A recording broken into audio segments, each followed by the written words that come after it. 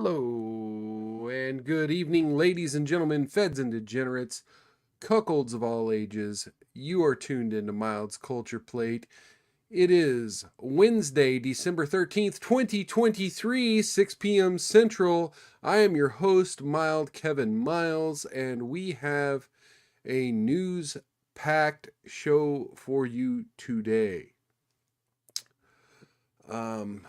First off, we will start the show as we always do. The whiskey of the day, I'm drinking Yellowstone Select Bourbon, 93 proof. If you would like to drink with me, just say hello to me in the chat. I'll give you a little tears and tears, not tears. I won't give you tears. We're not crying on the show today. We're not crying on the show today. I give you a cheers and a shout out. Cheers and a shout out. A little toast and a shout out. That's what I meant to say. Toast. Toast and cheers, and then I mixed them together into tears.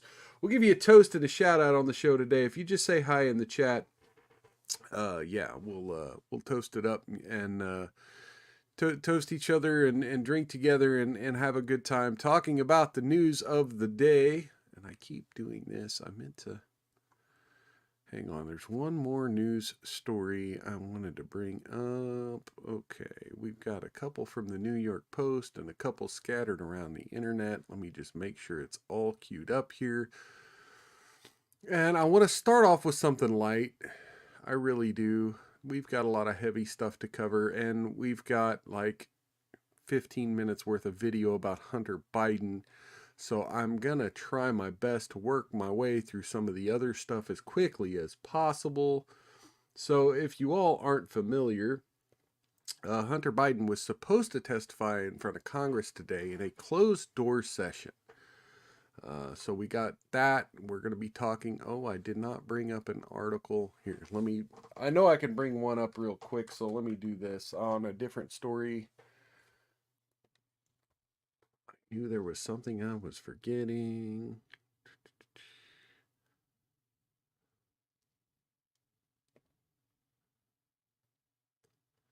Oh dear Lord. New York Times, why is everything behind a fucking paywall?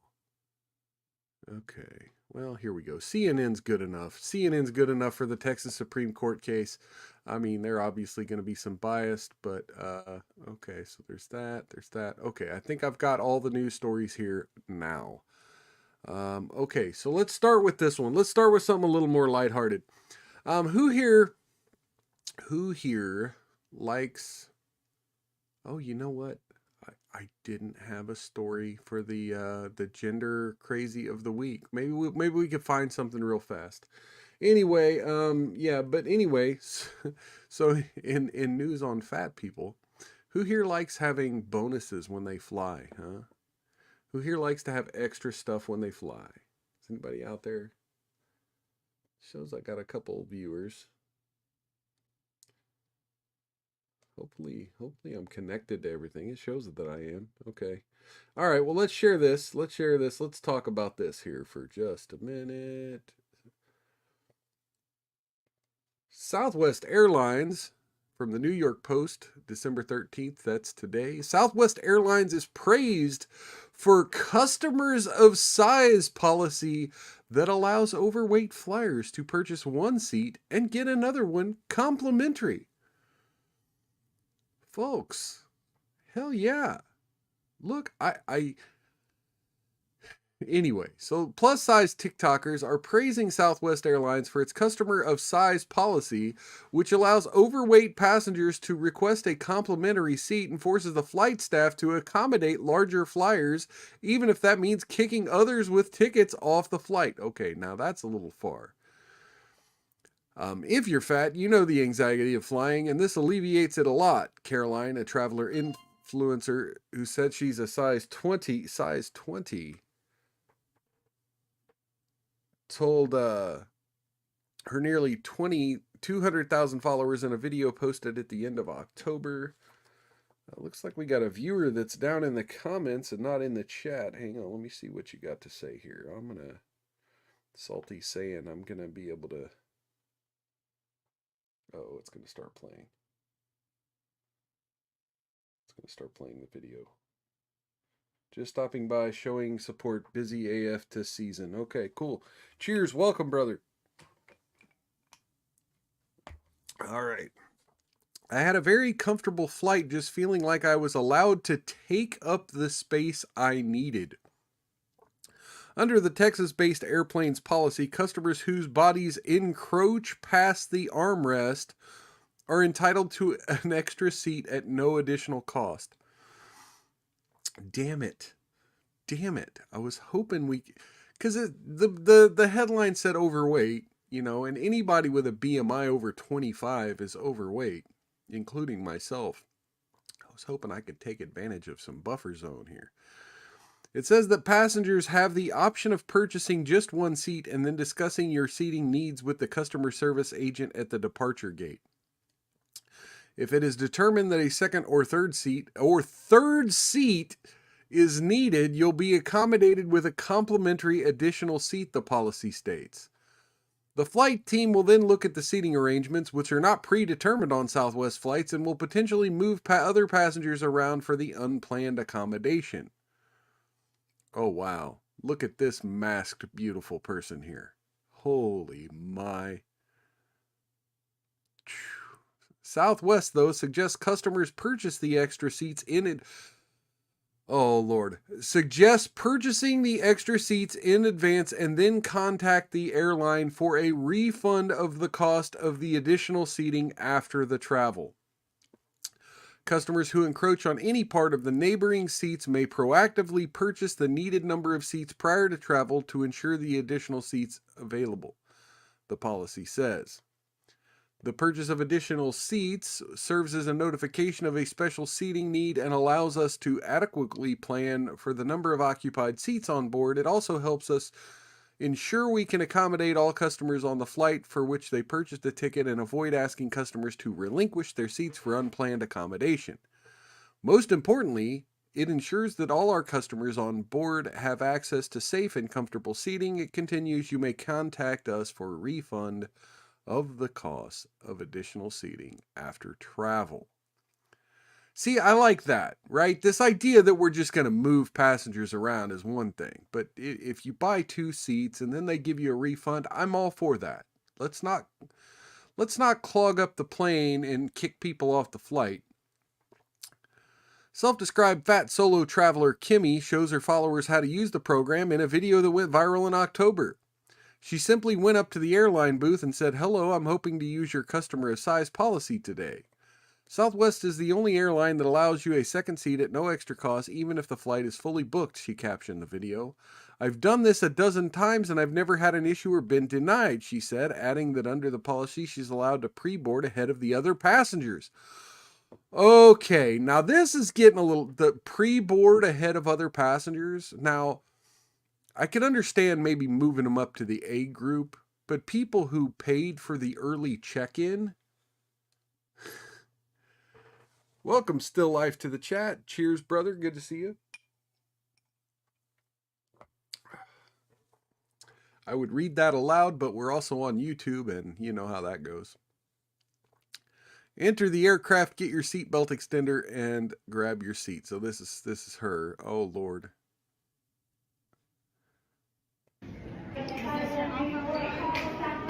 Yes, I'm leaving. Yes.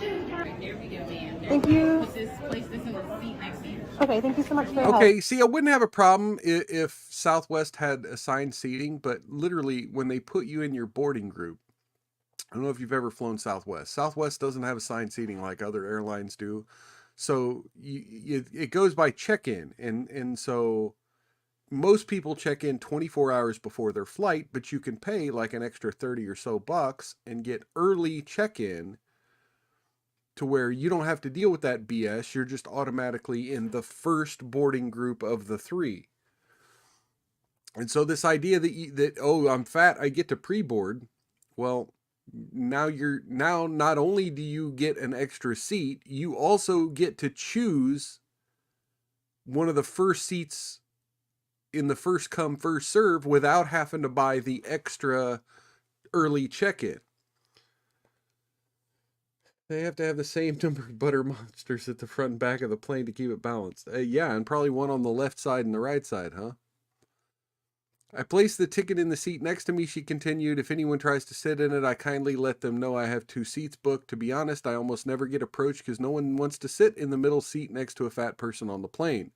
Kimmy concluded by saying she applauds the airline for making air travel, quote, more comfortable and accessible for all people, including fat and disabled people. Plus-size traveler expert Jaylyn Cheney, who once demanded the FAA better accommodate larger passengers, also said it was an important move to include people in the super fat category. Oh, I hope we have a picture. I'm pretty sure this is the same person from like the article about a couple months ago that a lot of people covered. I did not cover that article, but I'm sure that's who this is. I just feel really happy that there was something like this for people, Cheney added. I hope to see more airlines implement customer size policies. The Southwest customer size policy helps many travelers offset the disproportionate costs that we incur because needing extra room, she said. And so it's not just about physical accessibility, it's also about financial accessibility. But at least one person has voiced their opposition to the policy, sharing that she, her teenage daughter, and her friend were kicked off a flight in June. The mother said in her own TikTok video that she and 2 teens were on their way home from Montego Bay, Jamaica, and had a layover in Baltimore before they can return home in Denver. But during their layover, Southwest airline officials informed her that the flight was, quote, overbooked and she could not board the plane despite spending $620.72 on tickets. Please help me understand, why do I have to spend the night without any accommodations in Baltimore because an oversized person didn't purchase a second ticket, the exasperated mother said, claiming all of hers and the teenager's luggage were sent to their final destination in Denver. She said airline officials told her, quote, it's their right to kick a person out of the plane for the oversized person, and shared a video of a conversation she had with an airline manager who said, quote, even if there are not enough seats, we have to accommodate that customer of size. If they need an extra seat, we don't charge for extra seats, the manager could be heard telling the woman. Wow. The Post has reached out to Southwest Airlines for comment, so apparently they haven't commented yet.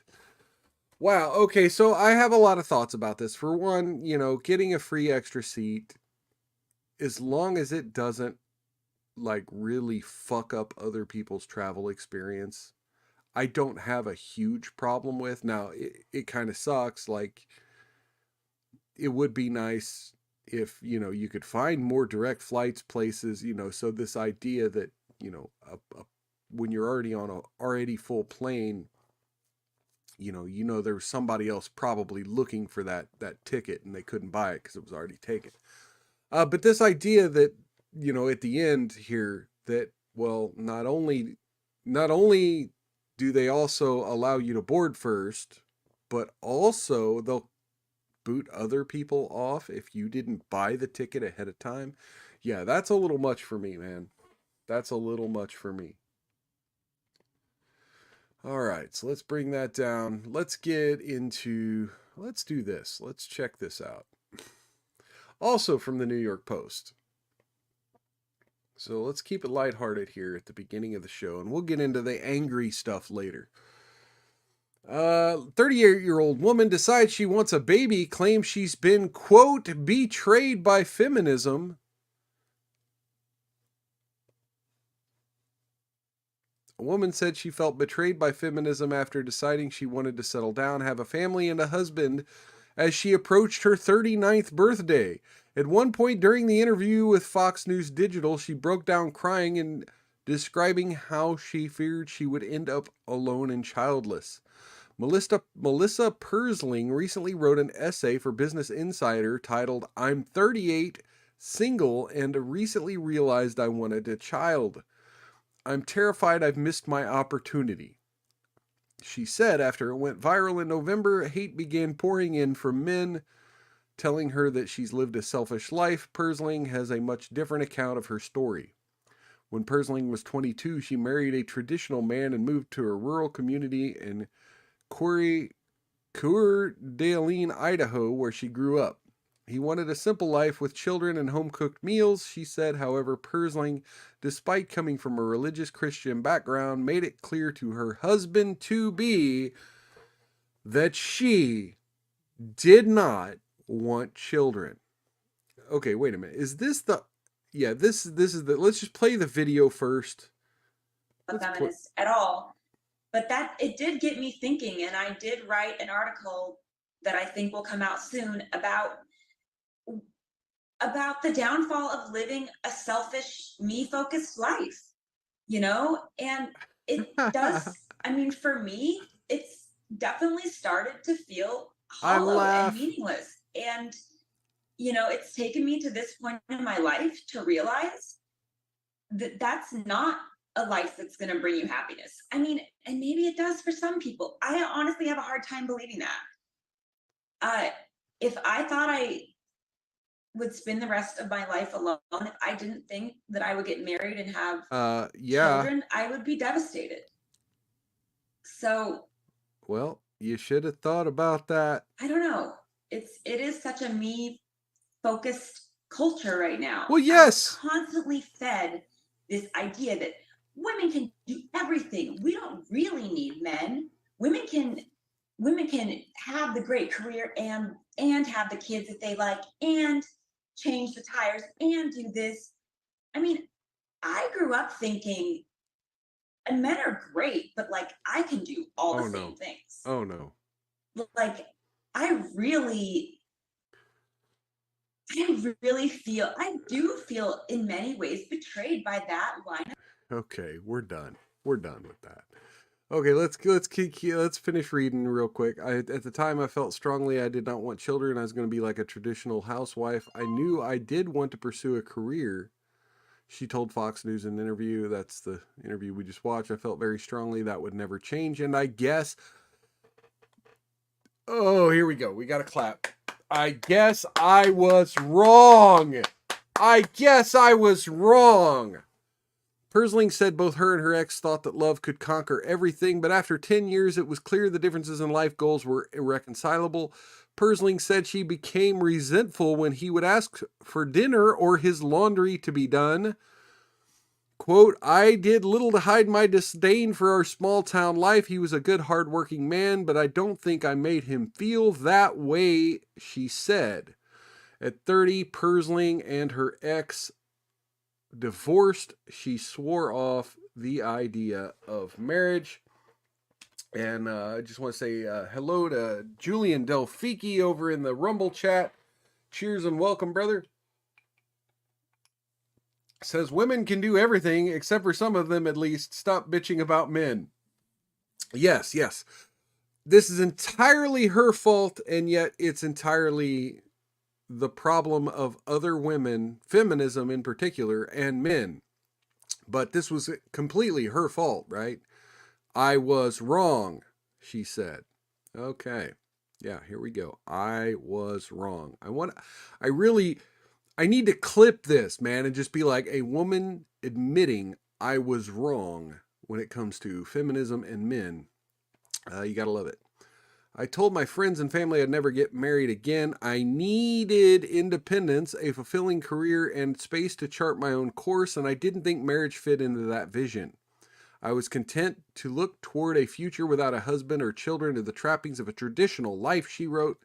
As she grew older, however, the fun, carefree lifestyle, cock carousel, being wined and dined, going to parties began to get old. Her eggs, as well, began to get old. The pursuit of comfort and self became dull, she said. When she turned 38, terror began to take over. I was panic-stricken. I really thought I'm going to be alone forever. It really scares me. Get a cat. I almost wrote the article as sort of a warning to other women. I don't want people to miss out on the important things in life because they're just enjoying themselves, because I don't think that's ever going to really make you happy, she said. Okay, but if you write that article, like if you try to warn other women, A, they're going to call you a pick-me. B, they're going to say, you're not like me. I know what I want.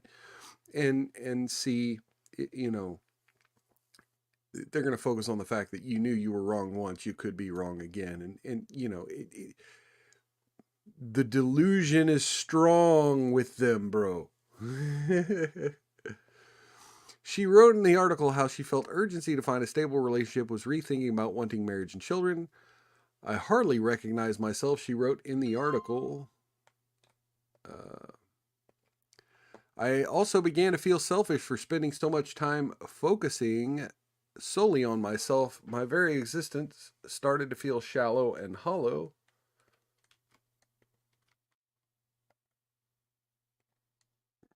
Okay.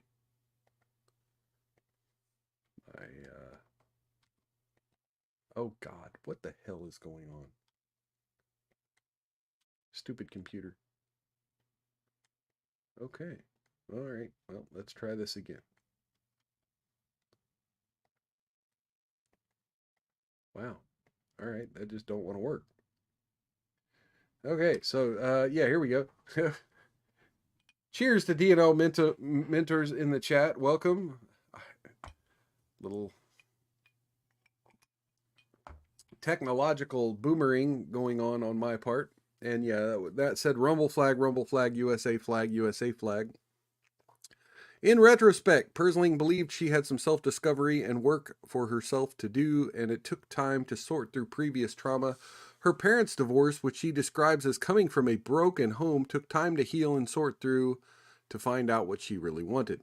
I grew up in a fairly traditional family, but my parents were divorced, and I would say that probably had some effect on my feelings about having a family. Coming from a broken home certainly has its hardships, she told Fox News. At one point, she recalled a man coming over to her in a coffee store who randomly told her not to lose hope that God had a plan for her.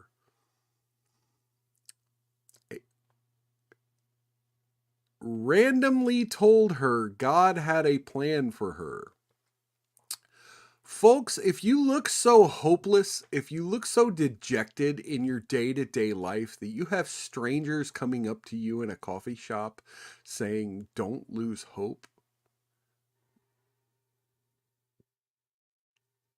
you got problems. And then a happy turn to Persling's story arrived when she describes as the exception and not the rule for women in her age group. Shortly after penning the article, she dated a man who she previously befriended. Oh, she yanked a friend zoner. She yanked a friend zoner. It's a guy I've been friends with, and we've always sort of stayed in touch, and we did go on one date about a year ago, and I told him I just want to be friends. Oh, God. Sir, if you're out there, don't do it.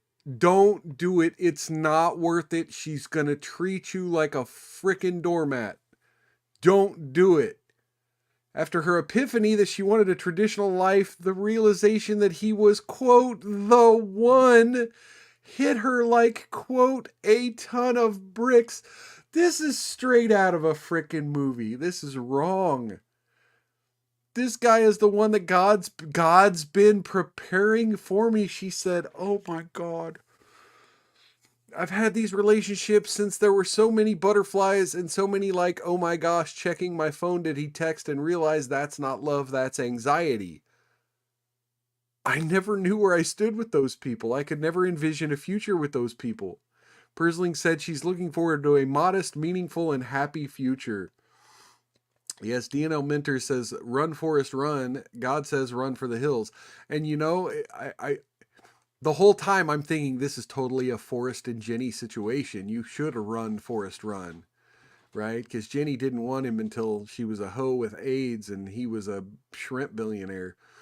Moving into my future, you know, the meme says, moving into my future, I'm not going to be traveling. I'm not going to have a lot of extra money. I'm not going out for fancy dinners, and I'm okay with that. So let's be honest. You were trying to date for money before, and now you're trying to date the sweetheart guy. Oh, come on. 38, after you've already lost all your eggs. I think that's what's really going to make me happy. Like, I'm so done just making myself happy. You think you're happy when you're doing all these things when you're single to make yourself happy. I don't think you really are. It's the relationships that make you happy. It's building something with another person. It's creating life with another person, having goals and plans with another person. It's making other people happy, making people you love happy. That's happiness. I mean, look, on some level, it could be more than just happiness. It could be codependency. So be careful. Be careful following this advice. I mean, she's not wrong. But the problem is when you've already lived that life, when you've already lived that life and now you're trying to hit the wall at 38 and trying to soften that blow, that's when it's probably not that healthy. While Persling doesn't consider herself a feminist, she attributed feminism in part as the reason she had thought negatively about marriage. I feel unbelievably betrayed by feminism, and I don't want to put it on the movement entirely because I believe you make your own choices. But I was constantly fed this. Now, did the post add this entirely? Where did the entirely come from? That's what I want to know. But I was constantly fed this idea that women can do everything. We don't really need men. I kind of want to go back to some of those teachers and coaches say, what did you mean by that? Because we can't do it all. I feel like I'm in such a different place now, and I'm so ready for that now. Yeah, of course, I'm in a different place now. Yeah, your eggs are drying up. You're getting older. Less people want you. So now, yeah, go snag a guy out of the friend zone, put a ring on his finger, and treat him like shit for the rest of your life. Sure. I now understand what the sacrifice of marriage is and what the beauty of marriage is now, and I don't think I appreciated what family means for a long time. I don't think I truly understood. You understood. You just didn't care. She said during the interview, I don't care if I ever put on heels and go to a fancy dinner again. If I was friend zone guy, I would be getting a plaque and having that engraved in it. And the first time she complains, you don't take me out to dinner, you don't do anything nice for me, and bust out that plaque and say, you said this. That stuff does not matter. I promise you, young women, it will never make you happy. No, but having a partner who cares enough to care whether or not it makes you happy does make you happy, right? So let's do this. Okay, so this is from Newsweek. I could have grabbed this anywhere off the internet, but I'm sure this really hurt the journalists at Newsweek to have to type, especially since this appears to be a lady. Senior writer Catherine Fung at Newsweek. Supreme Court gives Capitol rioters a major win. The Supreme Court agreed to hear one of the cases challenging the Justice Department's interpretation of the, quote, obstruction of an official proceeding charge in what has been seen as a win for January 6th Capitol riot defendants. The court granted certiorari for Fisher versus the United States on Wednesday, taking up Joseph Fisher's appeal on the felony charge. Now, I want to just stop right there for a second and say, here's the docket. Let me do this. Here's the docket. Okay, and then down here, motion to proceed in forma pauperis and a petition for a writ of certiorari granted. So yeah. But I just want to point out that it appears, I've seen some other January 6th defendants posting on Twitter that they are going to get to also have arguments in front of the Supreme Court as part of this. So, this is more than just Joseph Fisher here. This is going to be big for everyone who is having the January 6th issues. Fisher is one of 3 January 6th defendants who filed a petition with the Supreme Court. The case could upend hundreds of cases should the justices strike down the DOJ's reading of the obstruction charge and disagree with those who breached the Capitol building, corruptly obstructed Congress's proceedings on January 6th. The Supreme Court announcement, which former federal prosecutor Michael Owliff called significant, comes just 2 days after the petitions were relisted by the High Court, which had deferred the decision whether or not to hear the appeal until the next conference date of January 5th.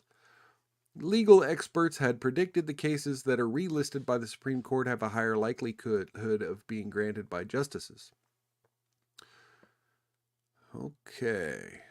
ruling against the government in the Fisher case in the Supreme Court could well have a ripple effect in many other Capitol riot cases where the defendants were charged with the same obstruction of justice provision, went to trial as opposed to pleading guilty, and were convicted, McAuliffe told Newsweek. So what they're saying is if you pled guilty, you know, if you reached a plea deal where this was one of the charges, yeah, you're not going to get that overturned by the Supreme Court. However, if you were convicted, yeah, you could possibly have that struck. So, and here's the other issue I'm having.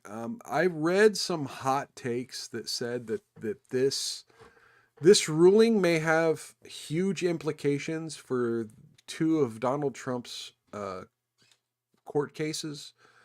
There's the Fannie Willis one, that's the RICO case, and then of course the Smith case, you know, where Smith is trying to prosecute him. That both of those have this obstruction of justice January 6th crap in it. And so that could really be, Jack Smith. Sangline86 saying there is commie level lag.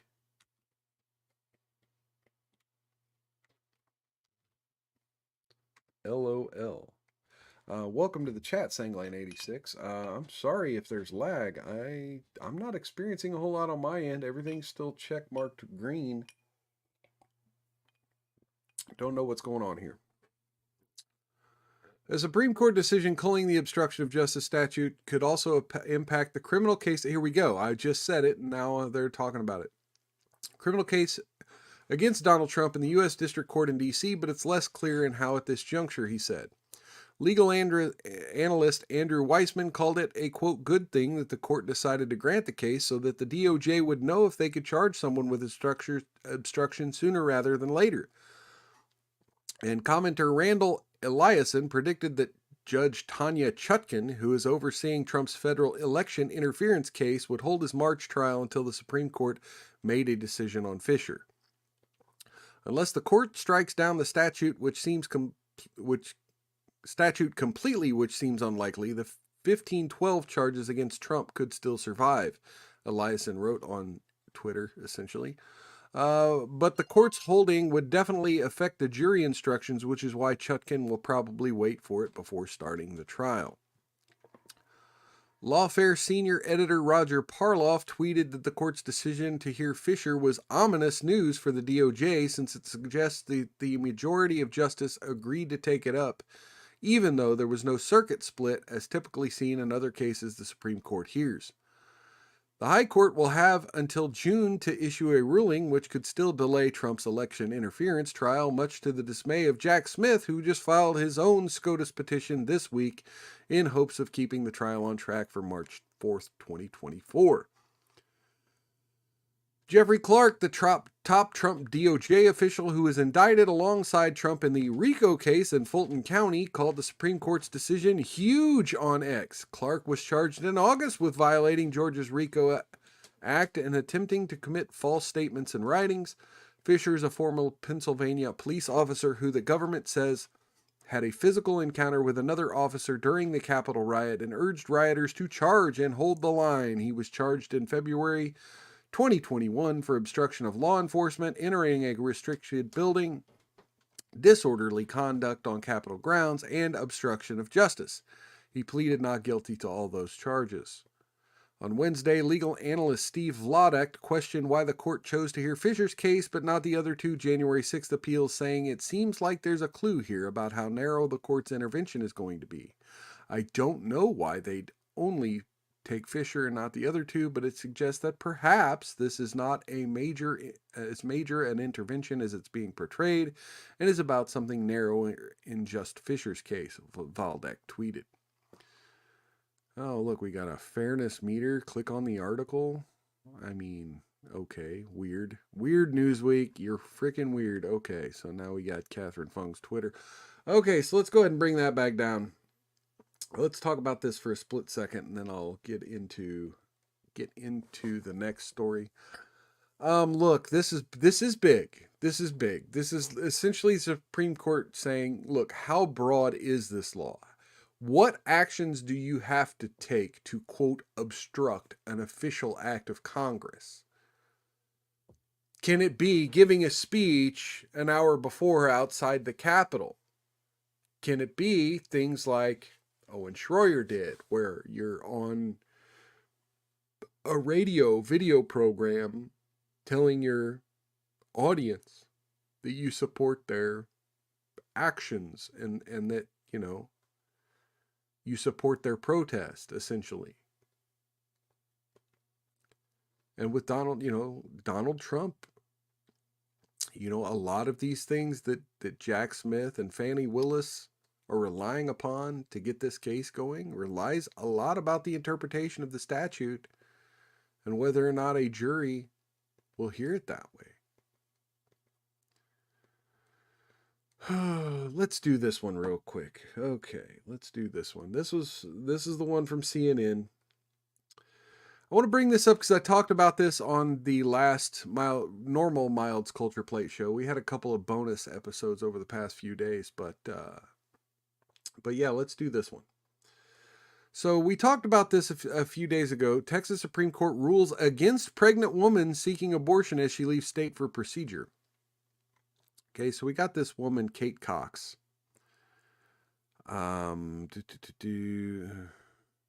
Anyway, her baby, apparently she had some genetic testing and realized her baby had trisomy 18. And I brought up a document on the last program that said trisomy 18 is essentially like a cocktail of birth defects, respiratory disorders, heart problems, etc., etc. You don't really know what you're going to get, but 80% of children die sort of before birth, and then like 94% die within the first couple weeks of birth.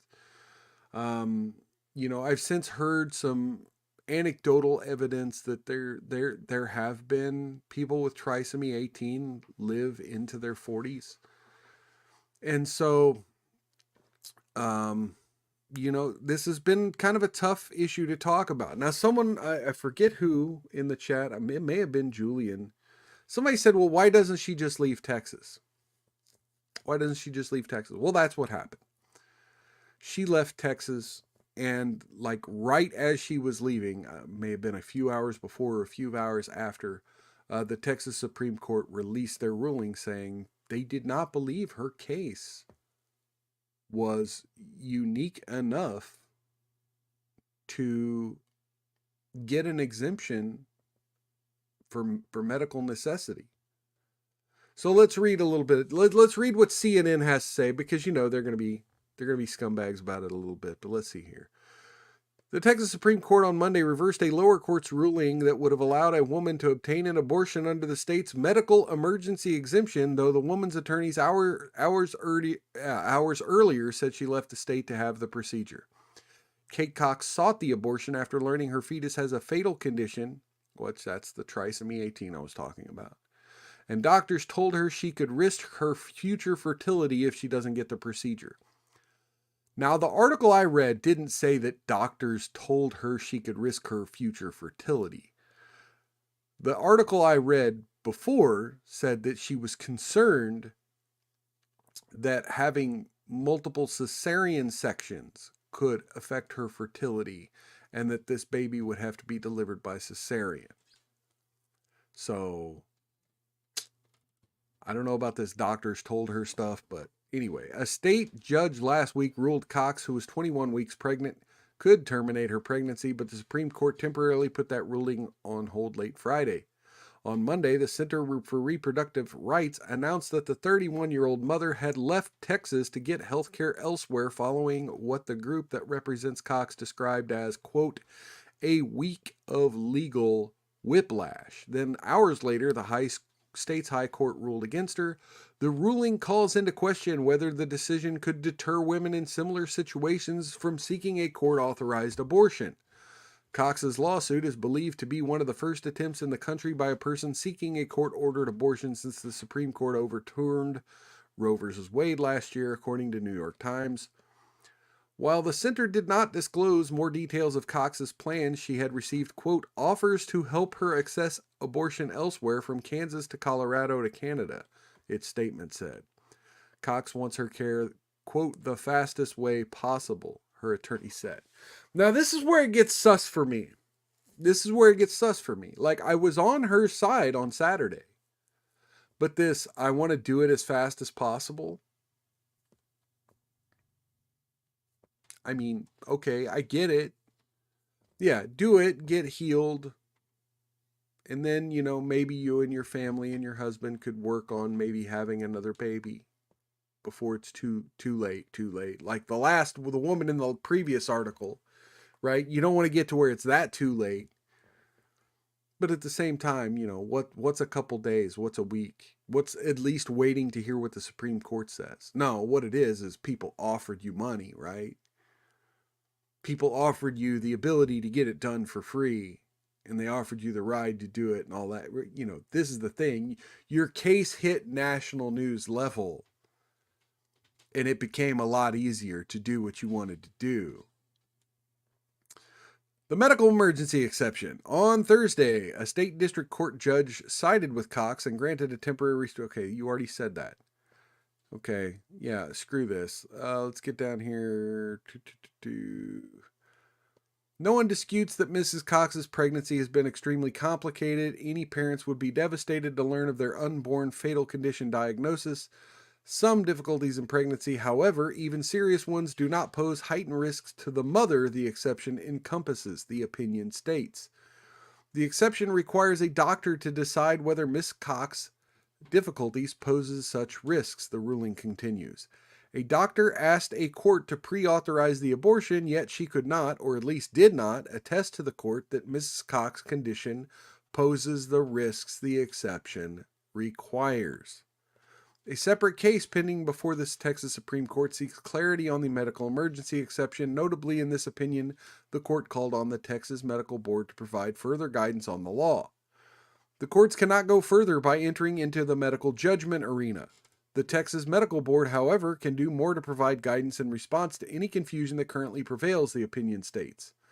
Each of the three branches of government has a distinct role, and while the judiciary cannot compel executive branch entities to do their part, it is obvious that the legal process works more smoothly when they do. And again, here's the fears for women's health and future fertility. For Cox, the past week of legal limbo has been hellish. Nancy Northrup, president and CEO of the Center for Reproductive Rights, said in a statement, her health is on the line. She's been in and out of emergency room and couldn't wait any longer. This is why judge and politicians should not be making health care decisions for pregnant people. They are not doctors. It's like she didn't read the previous paragraph, right? Where the Supreme Court said, well, the doctor didn't even argue that she needed it, right? Texas medical emergency exception allows for an abortion if the mother has a life-threatening physical condition while pregnant or has a, quote, serious risk of substantial impairment of a major bodily function. Having a cesarean section and therefore becoming a little less fertile is not necessarily a serious risk of substantial impairment of a major bodily function. Let's skim this a little bit more. Okay, yeah, here we go. Here's what the pregnancy would need to be delivered via another C-section, which Cox fears could jeopardize her health and future fertility, her attorney said.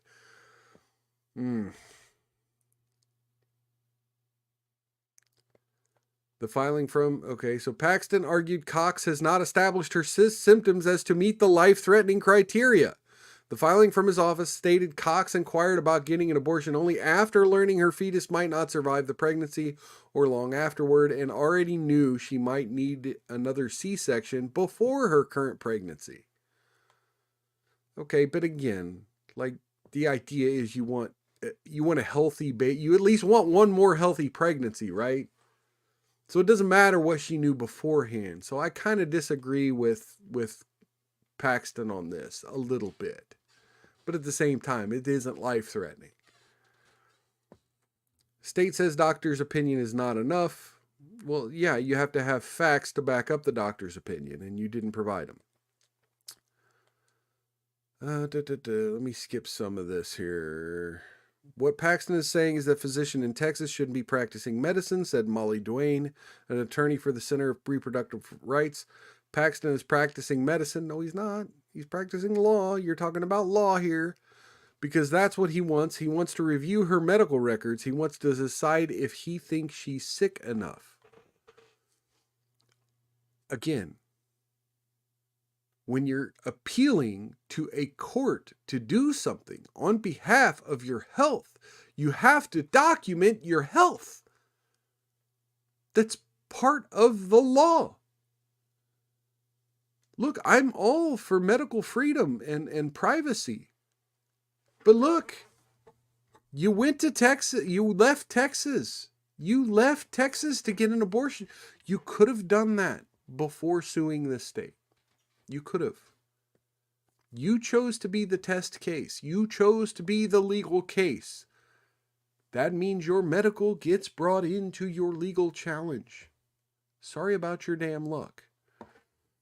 Okay, we're running out of time here, folks. We've got just a few minutes, and we've got at least, well, we've got like 15 minutes, and we've got 15 minutes of video here. 10 minutes of video, and then like another 5 minutes of this. Let me just skim this next article. So we're now going to, okay.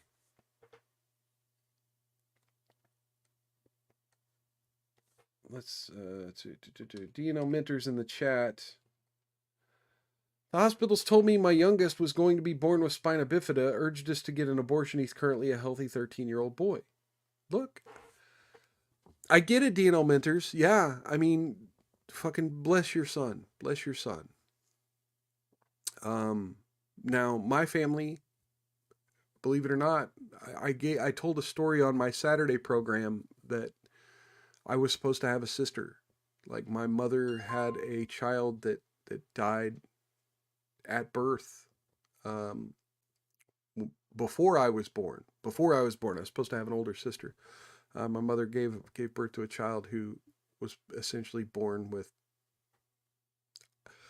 what at the time didn't have a diagnosis, but now after having conversations with doctors and other people, I suspect it to be spina bifida. There were holes in the spine and in the skull, exposed brain tissue, and yeah, she didn't survive birth. So, you know, it is one of those things where, you know, do you roll the dice and let a child be born suffering or possibly dead? Or do you go through with it? Now, God bless your son. God bless your son. I'm glad that you know, he's been a blessing to you in your health, and yeah, I'm glad he's turned out okay and he's not suffering like perhaps my sister could have. But you know, it's kind of like we don't know the future. We don't know who's going to live or die. And unfortunately, this is one of those issues where, again, I side with the possibility that, like, if this trisomy 18 shit,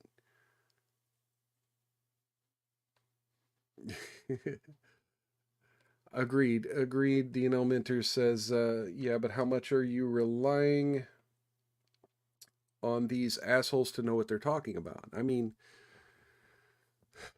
all you could do is go by the studies. The trisomy 18 thing said like 90% died within the first 2 weeks, and that the life would be one of respiratory issues, cardiac issues, and physical deformities. So, I mean, again, I'm sure the anecdotal really pulls at your heartstrings, and so much, including me, because I don't want to see anyone needlessly die, right?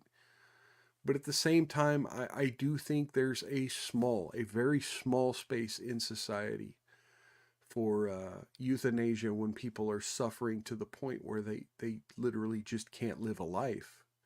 And so this trisomy 18 stuff, again, maybe I need to watch some videos or hear some interviews with people who have it, who've had it, or people who've watched their loved ones die of it in the first couple weeks of life.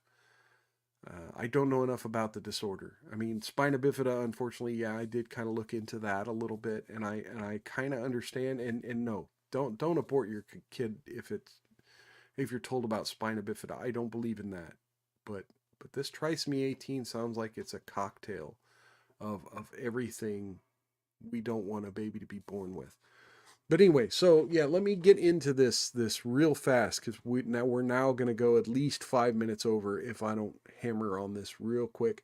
We're not going to get a Hunter Biden. This is from The Reload. Hunter Biden argues against gun charges, unconstitutional and push for dismissal. Biden launched an opening salvo in a Second Amendment showdown with his father's administration. The younger Biden's lawyers filed a motion in Delaware court on Monday to seek to have his 3-count felony firearms indictment for purchasing and possessing a revolver while an active drug user dismissed. The motion argues that each count should be tossed because they rely on criminal statutes that are, quote, unconstitutional under the Second Amendment. Okay, I'm not going to read any more of this, right? Because we already know, like, this is... He's arguing the ultimate libertarian no gun laws whatsoever on felons, right? That's what he's arguing here. That's what you have to be arguing here. Like, just being on drugs and being a felon and doesn't mean I give up my gun rights, right? That's what he's arguing. It's unconstitutional. And you know this is all bullshit. This is a ruse to drag this out in courts until it either gets dropped or fades away or people forget about it. Meanwhile, he's hoping people will talk about this and talk about the constitutionality of the Second Amendment and make jokes about this instead of talking about his tax cases, instead of talking about what we're about to talk about, his subpoenas to Congress. So let's go ahead and move on to that. Let's talk about the subpoenas to Congress. Let's watch this from Fox News here. These are the Congressional Oversight Committee members. The Congressional Oversight Committee members. This is about a 5.5 minute video here. What we're going to do. James Comer Sanglant says the NFA must burn. I agree, man. Ohio, let's see what they have to say. Initial reaction now. Issued a lawful subpoena to the president's son that we expect him to come in and be deposed. This is a normal process in an investigation. This has been a serious, credible, transparent investigation from day one. We've published 4 bank memorandums. We've had countless press conferences. This is an investigation about public corruption at the highest levels. We have accumulated mountains of evidence that's concerning to an overwhelming majority of Americans. We have specific questions in there, and I think we're going to allow you in there to see the piles and piles of documents, of bank statements. So real quick, the contention here is, right, Hunter Biden claims that the congressional Republicans offered him a chance to present his case in open or closed testimony. DNL Minters asks, did he not show up? Yeah, he did not show up. He showed up to the building, as we're going to find out in a few minutes. He gave a statement to the media outside the congressional building, in which he's going to tell you essentially what I'm telling you now, is that he agreed to testify in an open committee hearing, but not have a closed deposition. And that's where he's splitting hairs. And we're going to hear more about that now. I just wanted to point that out real quick before we keep doing this. Yeah. Hunter Biden did not show up for his subpoena today. Emails and text messages that we've worked very hard on in this committee over the last 8 or 9 months. We expect to depose the president's son, and then we will be more than happy to have a public hearing with him. With that, I'll turn it over to Chairman Jordan. Well, I would just echo what the chairman said. We're disappointed that he So he said, let's get to the bottom of it, then we can have the public hearing. You think you could come here and set the question? You do it in an open format now, you're going to get filibusters, you're going to get speeches, you're going to get all kinds of things. What we want is the facts. And the way you get the facts in every single investigation I've been involved in is you bring people in for an interview behind closed doors where you can get those facts. And then, as the chairman said, we'd love for him to come public. Finally, I would say this. Mr. Biden's counsel and the White House have both argued that the reason he couldn't come for a deposition was because there wasn't a formal vote for an impeachment inquiry. Well, that's going to happen in a few hours. We think it's going to pass. We think the House of Representatives will go on record with the power that solely resides in the House. He said a couple hours. Let me look this up. Impeachment inquiry phase of our oversight. And when that happens, we'll see what their excuse is then. They should have been here today, but once we take that vote, we expect him to come in for his interview, for his deposition.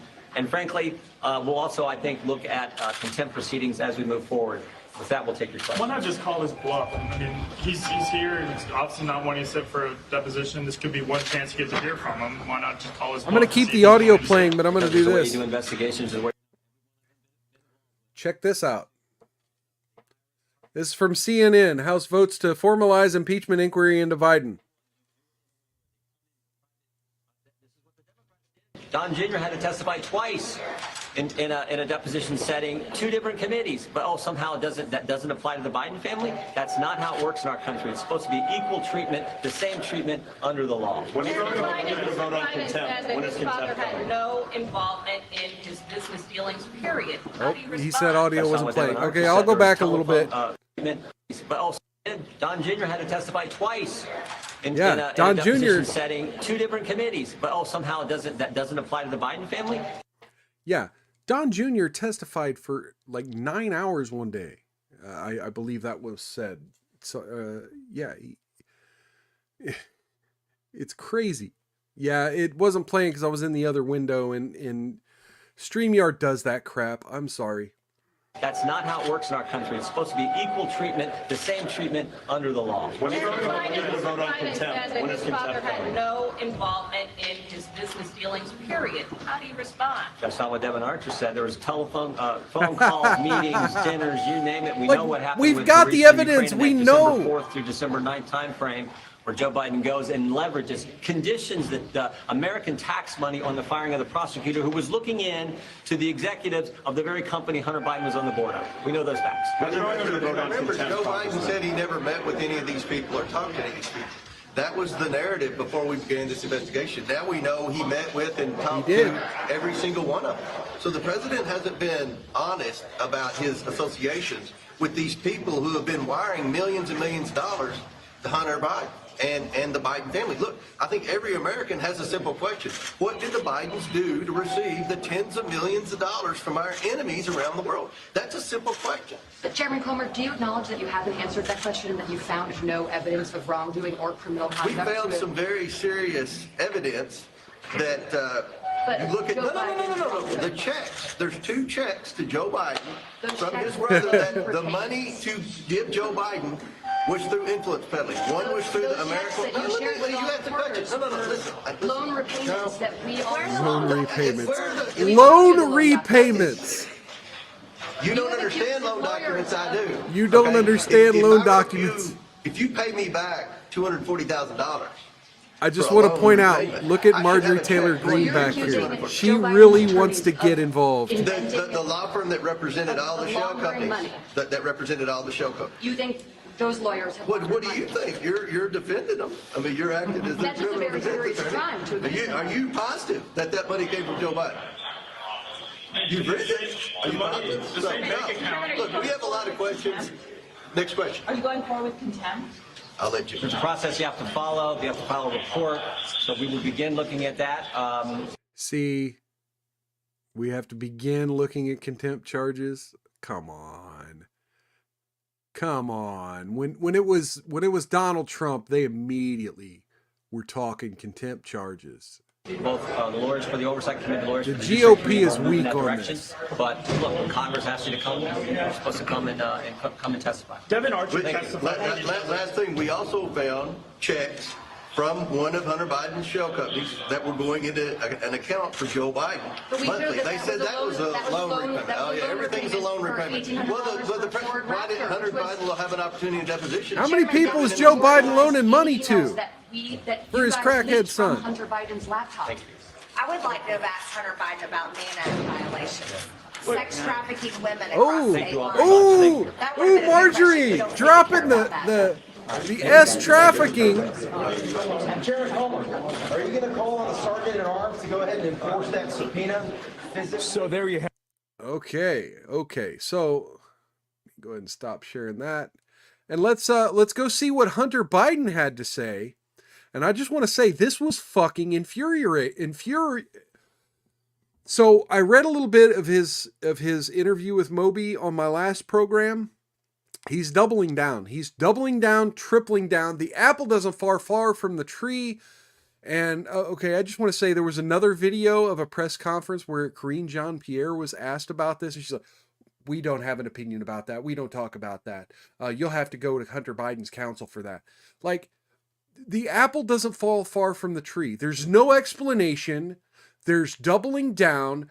There's denial, and then playing the victim. Listen to the victim blaming of this man. Oh. But I'm also here today to correct how the MAGA right has portrayed me. The MAGA right. Purposes. For their purposes. I am first and foremost a son, a father, a brother. I'm a family and a man. From a loving and supportive family. I'm a proud to family have earned man. degrees from Georgetown University. I'm an educated family man. I'm proud of my legal career and business career. I'm proud of my time serving on a dozen different boards of directors. And I'm proud of my efforts to forge global business relationships. For 6 years, MAGA Republicans, including members of the House committees who are in a closed-door session right now, have impugned my character, invaded my privacy, attacked my wife, my children, my family, and my friends. They have ridiculed my struggle with addiction. Okay. They have belittled my recovery. Yes. And they have tried to dehumanize me, all to embarrass. Okay, once again, as we covered previously several times on this show, belittling your recovery. One of the most important steps to recovery is accountability. Taking accountability for your actions. Playing the victim here doesn't do that. And damage my father, who has devoted his entire public life to service. For 6 years, I have been the target of the unrelenting Trump attack machine. Unrelenting shouting, Trump attack machine. Well, here's my answer. I am here.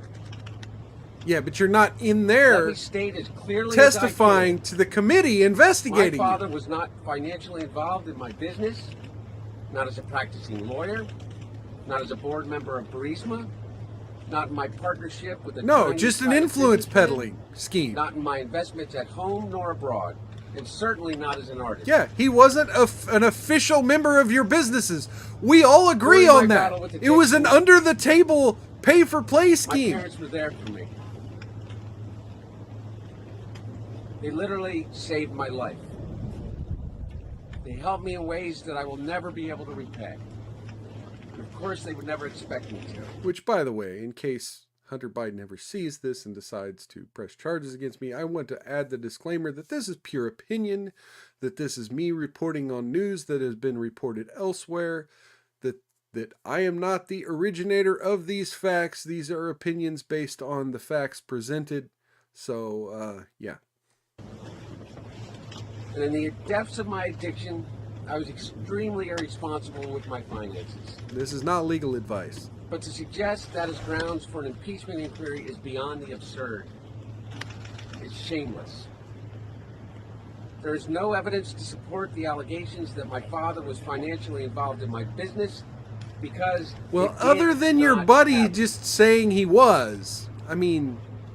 James that's Comer, some evidence there. Jim Jordan, Jason Smith, and the fact and that their he colleagues got those have checks. distorted the facts by cherry-picking lines from a bank statement, manipulating texts I sent, editing the testimony of my friends and former business partners, and misstating personal information that was stolen from me. There is no fairness or decency in what these Republicans are doing. Misstating? They have lied over and over about every aspect of my personal and professional life. I mean, so much so that their lies have become the false facts believed by too many people. Okay, so let me stop it right there again.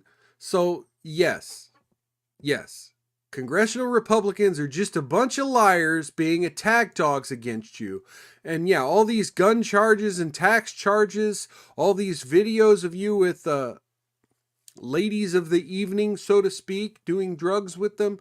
Yeah, these aren't evidence. These are, just, family photos being taken out of context. They have nothing to do with the fact that you're being charged with these things as crimes right now. But no, it's Congress taking things out of context. And we already know the FBI and DOJ tried to handle you with kid gloves, but they couldn't brush all of this obvious evidence under the rug. So they had to charge you, and they had to try to charge you in a way they could go soft on you. First, they tried to offer you immunity, and then when you realized they were taking that off the table, you started throwing temper tantrums through your lawyer. And now look at you. Now you're playing politics and hiding behind your father, while your father is hiding behind the fact that we have nothing to do with him. You'll have to ask him. Come on, people. Now again, I agree. Joe Biden is not Hunter Biden. But let's face it. This is textbook two-tiered justice system being handled out of nepotism because he's a family member of a prominent politician. And now, again, we find out that, yes, maybe Joe Biden is involved in some of it. And we deserve answers. So, yeah, file the articles of impeachment. People. No matter how many times it is debunked, they continue to insist that my father's support of Ukraine debunked by Russia just your denial. is the result That's all of that's been non-existent debunked. bribe. They displayed naked photos of me during an oversight hearing. Well, maybe you shouldn't be taking And naked they've taken photos the of light you of and my then dad's leaving love. your laptop and phone around where people can get them. The light of my dad's love for me and presented it as darkness.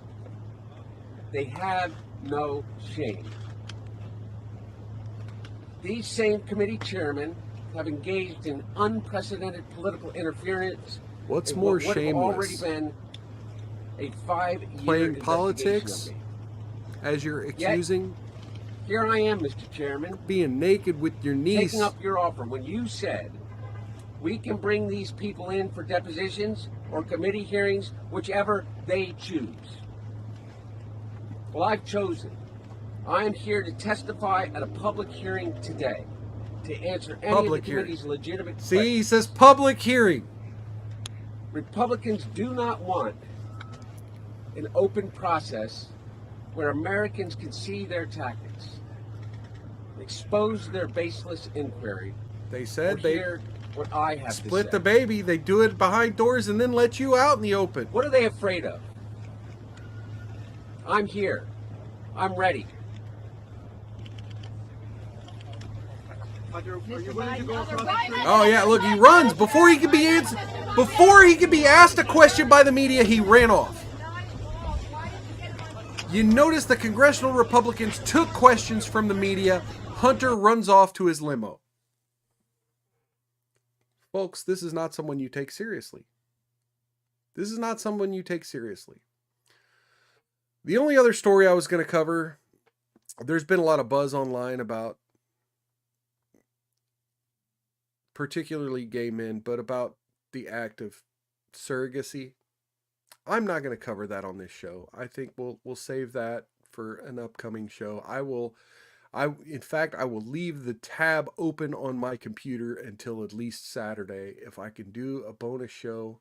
I've already done too many bonus shows for one. But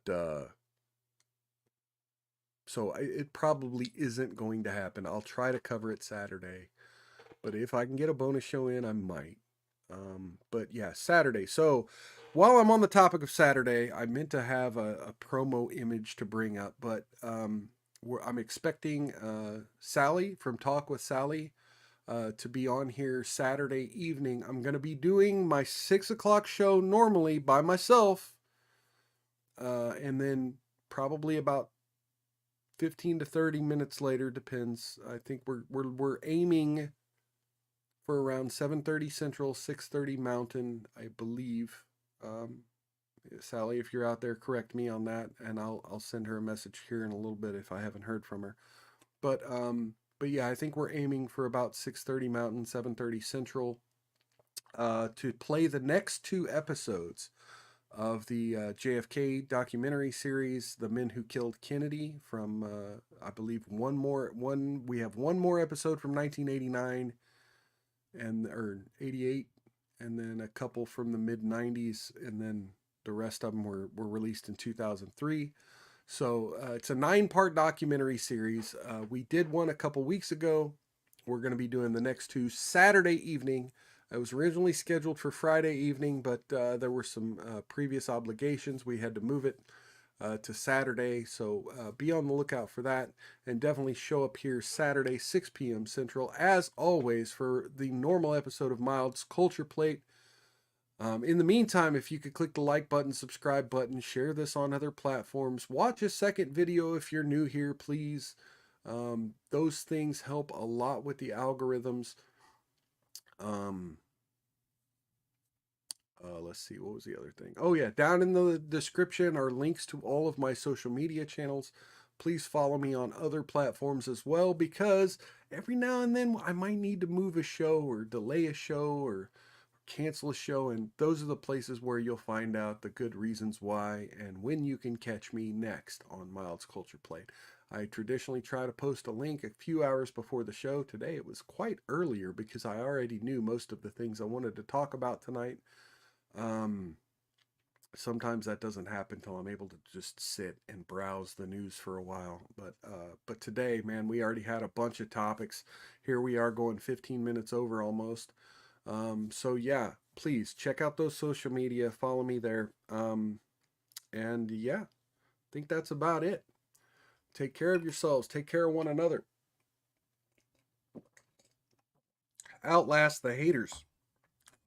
Don't get any on you, and if you do, rub it in real good. Thank you, everybody, for coming to Mild's Culture Plate. I'll see you next time. Have a good evening. Take care.